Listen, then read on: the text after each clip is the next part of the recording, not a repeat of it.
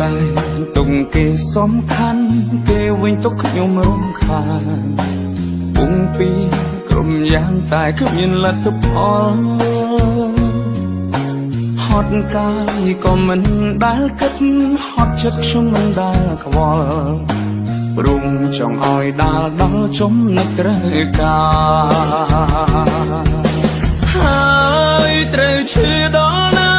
រស់ក្នុងសម្ពាធឯកាបើស្នេហានេះលះបង់